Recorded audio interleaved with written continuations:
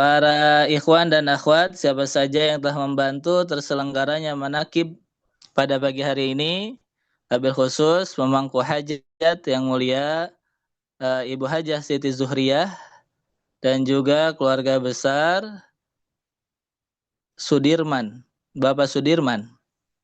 Ya, kita doakan, kita berterima kasih dengan mendoakan semoga segala hajat-hajatnya diqabul oleh Allah. Ibu, Bapak, ikhwan dan akhwat yang dimuliakan oleh Allah, berbahagia sekali mengawali hari pertama di tahun baru ini kita dengan khidmat kepada guru mursyid. Man asyraqat bidayatuhu asyraqat nihayatuhu. Siapa yang di awalnya itu sudah cemerlang, artinya dari awal dia melakukan kebaikan, maka insya Allah hingga penghujung tahun, maksudnya jika awal tahun ini kita sudah mengisi dengan ketaatan, insya Allah sampai penghujung tahun juga penuh dengan ketaatan. Bapak, Ibu, ikhwan dan akhwat yang dimuliakan oleh Allah, berkaitan dengan hikmah tahun baru itu, mari kita mengambil pelajaran daripada asrar lughawiyah, daripada rahasia bahasa di dalam Al-Quran, khususnya yang berkaitan juga dengan bulan Rajab itu adalah firman Allah mengenai peristiwa Isra dan Mi'raj.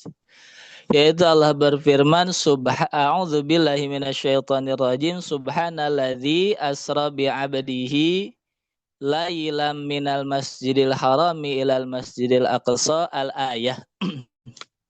Mari kita mengambil hikmah daripada rahasia bahasa di dalam firman Allah di surat Al-Isra ini. Bapak, Ibu, ikhwan dan akhwat yang dimuliakan oleh Allah, secara bahasa ketika seseorang mengatakan asra, itu secara makna sesungguhnya sudah bermakna memperjalankan di malam hari. Artinya secara bahasa tidak perlu untuk menyebutkan lailan. Tetapi mengapa Allah menyebutkan lailan di sini? Nah, kata para ulama, setidaknya ada dua faidah. Mengapa Allah setelah menyebutkan asra tetap menyebutkan lailan? Yang padahal tadi secara makna asra itu sudah bermakna memperjalankan di malam hari. Yang pertama, faidahnya adalah litaukid. Untuk menegaskan bahwa perjalanan itu tidak dilakukan oleh seorang Muhammad SAW.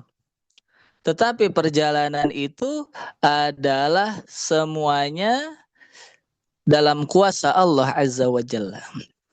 Tentu itu sudah nyata, sudah jelas. Sehingga ayat ini juga diawali dengan tanzih, subhana, dengan kata tanzih. Tanzihullah amma la yaliqu bih, yaitu mensucikan zat Allah dari sesuatu yang tidak layak baginya. Apa dalam hal ini kaitannya? Bahwa Allah tidak diliputi, tidak dibatasi oleh ruang dan waktu. Jika Muhammad seorang manusia, Sallallahu Alaihi Wasallam, Nabi Muhammad sebagai seorang manusia, tentu secara basyariah pada umumnya kita dibatasi oleh ruang dan waktu. Pergerakan manusia dibatasi oleh ruang dan waktu. Dari segi ruang, jika seorang manusia berada di satu tempat, maka tidak mungkin ia berada di tempat yang lain. Jika itu terjadi, maka itu namanya karomah. Pada Nabi, jika itu terjadi, maka itu namanya mukjizat. Tetapi secara umum tidak bisa. Dibatasi oleh ruang, dibatasi oleh waktu. Dengan jarak yang sekian jauh dari Masjidil Haram ke Masjidil Aqsa, yang pada saat itu membutuhkan perjalanan 40 hari, 40 malam untuk menempuhnya. Tetapi ruang dan waktu itu ketika berada pada kuasa Allah, pada genggaman Allah, tidak ada artinya. Allah mampu memperjalankan seorang manusia dari perjalanan ruang yang begitu jauh dalam jarak yang dalam waktu. Dengan jarak yang begitu jauh, Allah mampu memperjalankan seorang manusia, yaitu Nabi Muhammad SAW, dengan waktu yang begitu singkat. Itulah faedah yang kedua. Lailan. Disebutkan lailan, litankir, litaklil. Disebutkan dengan lafaz nakirah, tidak menggunakan alif lam. Subhanalladzi asra bi'abdihi lailan. Allah tidak berfirman subhanalladzi asra bi'abdihi laila. Tetapi Allah berfirman lailan, menggunakan nakirah, kata yang umum. Kata para ulama, asrar, sir lugawinya, rahasia bahasanya, hikmahnya, maknanya lit taklil, bahwa asra, perjalanan di malam hari itu, yang mana Nabi Muhammad diperjalankan oleh Allah itu tidak dalam waktu satu malam penuh, tetapi lit taklil fi muddatin qalilah minal lail, dalam waktu yang begitu sebentar. Tapi itu terjadi di malam hari, tetapi dalam waktu yang sangat sebentar. Sehingga diriwayatkan tempat tidurnya Nabi ketika Nabi tinggalkan di Masjidil Haram itu, atau di rumahnya Ummu Hani, ada beberapa riwayat ya. Ketika Nabi kembali dari perjalanan Isra, dari masjid ke masjid I'raj, dari bumi hingga ke Sidratul Muntaha, perjalanan yang begitu jauh itu, ketika Nabi kembali, dalam riwayat dikatakan masih hangat. Bapak, Ibu, ikhwan dan akhwat yang dimuliakan oleh Allah, maka apa kaitannya dengan hikmah tahun baru itu? Bahwa perjalanan umur manusia adalah perjalanan waktu. Rabi'ah al-Adawiyah dalam satu riwayat pernah memberikan nasihat, di antara nasihatnya adalah ketahuilah bahwa umur manusia adalah kumpulan dari waktu. Maka ketika berlalu satu waktu dari hidupnya, maka sesungguhnya telah hilang sebagian umurnya. Inilah hakikat umur. Umur itu adalah waktu. Perjalanan umur kita saat ini adalah perjalanan waktu. Satuan waktu itu tidak mulai dari tahun, tidak dimulai dari tahun. Tahun itu adalah kumpulan daripada bulan. Bulan itu adalah kumpulan dari perjalanan waktu, satuan waktu dalam minggu. 4 minggu disebut satu bulan. Minggu itu adalah perjalanan waktu, satuan waktu daripada kumpulan hari. Hari itu kumpulan daripada jam, jam itu kumpulan daripada menit, menit itu kumpulan daripada detik. Bahkan detik itu juga masih bisa dibagi yang dikatakan sebagai second, satuan waktu yang paling terkecil. Hidup kita itu adalah kumpulan daripada waktu. Maka tadi, janganlah kita mengharapkan akhir yang baik jika awal kehidupan yang kita jalani saat ini, setiap detiknya kita tidak isi dengan kebaikan tadi. Man asyraqat bidayatuh asyraqat nihayatuh. Siapa yang di awalnya baik, pasti akhirnya baik. Tidak akan ada secara umum. Tapi kan tadi, Allah Maha Kuasa. Jika dinisbatkan kepada Allah, Allah Maha Kuasa. Tetapi, ghaliban, pada umumnya, baik di akhir itu, besok itu, bagaimana hari ini? Akhir yang baik ditentukan dengan awalnya. akhir itu akan menjadi baik atau buruk, bagaimana awalnya? Tahun itu bagaimana bulan-bulannya dilalui? Bulan itu nilainya baik atau buruknya bagaimana minggunya? Minggunya bagaimana harinya? Harinya itu bagaimana setiap jam yang dilaluinya? Setiap jam yang dilalui bagaimana menitnya, dan pada akhirnya kita sampai pada satuan waktu yang terkecil.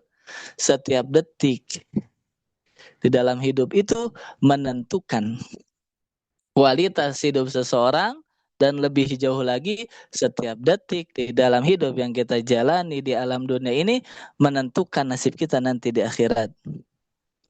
Apakah termasuk daripada minas sa'id, orang-orang yang berbahagia, atau minas syaqi, atau orang-orang yang celaka. Al waktu kasaif in lam taqta'hu qata'aka. Waktu itu bagaikan pedang, jika kita tidak menggunakan setiap detik di dalam hidup ini untuk ibadah kepada Allah, maka waktu itu akan menjadi sumber kecelakaan, penyebab celaka seorang manusia ketika dia sampai di akhirat nanti. Sehingga Allah kisahkan bagaimana penyesalan orang-orang yang di akhirat, kemudian ia memohon seandainya ia bisa hidup kembali untuk memperbaiki amal solehnya, untuk mengisi setiap waktu dalam hidupnya untuk ibadah kepada Allah. Bapak, Ibu, ikhwan dan akhwat yang dimuliakan oleh Allah, inilah hidup itu perjalanan waktu. Dan waktu itu relatif. Sebagaimana kisah Nabi Muhammad SAW, dalam sekian waktu ia mampu melalui jarak yang begitu jauh, mendapatkan, mengalami berbagai pengalaman dalam waktu yang begitu singkat. Itulah secara umum waktu itu relatif. Kita menjalani hidup dengan waktu yang sama. Semua manusia di alam dunia ini tentu mengalami 24 jam di dalam hidupnya. Durasi waktu yang sama. Tetapi meskipun waktu yang dilalui sama, pada kenyataannya manfaat yang diperoleh oleh setiap orang dari setiap waktu yang ia laluinya itu berbeda. Kita tidak berbicara soal karomah dulu, tidak. Tetapi bagaimana seseorang mampu memanfaatkan setiap detik dalam waktunya, itu mempengaruhi bagaimana kualitas hidupnya. Kita lihat bagaimana Nawawi, Imam An-Nawawi, Imam Syafi'i, usia hidupnya tidak begitu panjang, tetapi bagaimana kemanfaatan yang ia terima dan ia berikan kepada umat. Itulah berkaitan dengan waktu. Di sisi yang lain, maka agar kita bisa memanfaatkan waktu dengan maksimal itu, maka kita perlu menyadari bahwa hidup kita itu sepenuhnya yang merupakan perjalanan itu bukan perjalanan kita. Tetapi hidup itu adalah diperjalankan oleh Allah. Maka ketika kita menyerahkan hidup kita kepada Allah, waktu yang kita lalui kepada Allah, kita menyadari la haula wala quwata illa billah. Maka disitulah Allah akan memperlihatkan kekuasaannya, sebagaimana Nabi dengan jarak yang waktu yang begitu singkat bisa mendapatkan berbagai kemanfaatan dan lain sebagainya, pengalaman, mengalami berbagai macam hal. Begitulah ketika seorang manusia menyerahkan hidupnya kepada Allah, sepenuhnya menyadari bahwa ia diperjalankan, niscaya ia akan melihat bagaimana keajaiban Allah di dalam hidupnya, yang secara logika tidak mungkin dalam waktu yang sekian dengan jarak yang sekian. Secara logika, secara matematis barangkali tidak bisa, tetapi kalau itu sudah ada pada kuasa Allah, segala sesuatu itu sifatnya mungkin di hadapan Allah Azza wa Jalla. Bagaimana kita lihat ada orang yang kemarin saja dia begitu miskin, begitu fakir, tetapi Allah mampu merubah kehidupannya secara ekonomi. Kita bicara ekonomi, esok hari menjadi penuh dengan kecukupan. Ya, banyaklah kejadian viral di tahun ini. Kita mengambil pelajaran bagaimana kemarin lalu ia masih begitu mulia dengan pangkat dan jabatannya, tetapi hari ini semua pangkat dan jabatannya hilang dari dirinya. Itulah Allah mampu memperjalankan seorang manusia secara duniawi, secara ruhani, mengangkat setinggi-tingginya, merendahkan serendah-rendahnya dalam waktu yang begitu singkat, yang secara logika itu tidak bisa. Tetapi Allah Maha Kuasa, Allah mampu atas itu semua. Maka itulah kita bersyukur kepada guru mursyid dengan kita mendapatkan talqin zikir itu. Itulah salah satu tanda kuasa Allah.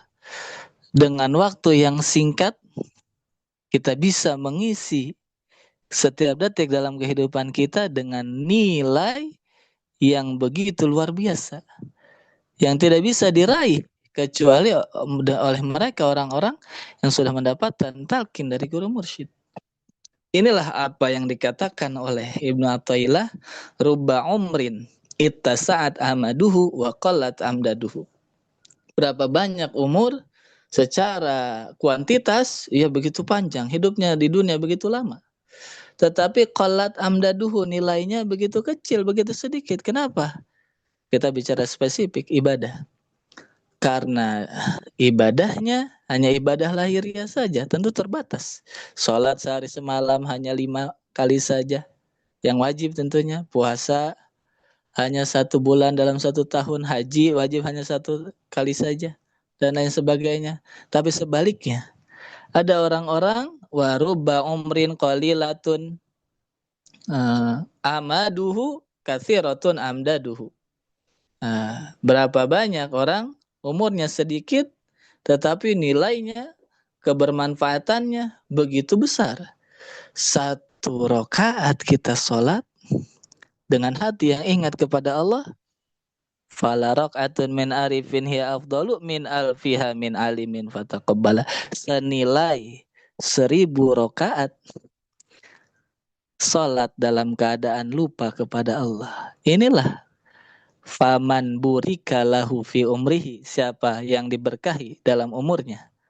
Adroka fi yasiri minaz zaman min minanillahi ta'ala ma la yadkhulu tahta hasrin tahta dawairil ibarah wala talhaquhul isyarah. Orang yang mendapatkan keberkahan dari Allah, diberkahi waktunya, adalah orang yang bisa meraih berbagai keberkahan, anugerah dari Allah dalam waktu yang begitu singkat. Itulah satuan waktu terkecil. Setiap detik yang dilalui dalam hidupnya senantiasa berzikir kepada Allah. Wala dzikrullahi akbar, ketahuilah zikir bilafzil jalalah, zikir lafaz Allah itu nilainya begitu besar. Betapa bahagianya, betapa sempurnanya, betapa beruntungnya orang yang mampu dibisakan oleh Allah, diperjalankan di dalam hidupnya itu, mampu mengisi setiap detik di dalam hidupnya dengan senantiasa berzikir kepada Allah, karena nilai waktunya seolah-olah telah diperjalankan sebagaimana Nabi Isra dan Mi'raj begitu jauh dibandingkan dengan manusia yang menjalani waktu yang sama, tetapi waktunya dilalui dengan ghaflah, lupa kepada Allah Azza wa Jalla. Alhamdulillahilladzi faddalana ala katsirin min ibadihil mu'minin. Inilah nikmat yang besar yang perlu dan mesti selalu kita syukuri. Bersyukur kepada Allah, bersyukur kepada wasilah kita kepada Allah, yaitu guru mursyid. Semoga kita semua senantiasa diberikan istiqomah, dimudahkan setiap urusan kita. Tahun ini dilalui dengan penuh harapan. Semoga semuanya mendapatkan keberkahan, kesuksesan di tahun ini. Ini saja yang bisa kami sampaikan pada kesempatan yang mulia ini. Sekali lagi terima kasih kepada siapa saja yang menjadi wasilah kita bisa khidmat pada pagi hari ini, kepada Bunda Haya, tentunya kepada para petugas, kepada Prof. Priyatno, kepada para wakil talkin, kepada pemangku hajat. Terima kasih. Semoga Allah membalas segala kebaikan dengan kebaikan dan keberkahan yang berlipat ganda. Hadanallah wa iyyakum ajmain. Wassalamualaikum warahmatullahi wabarakatuh.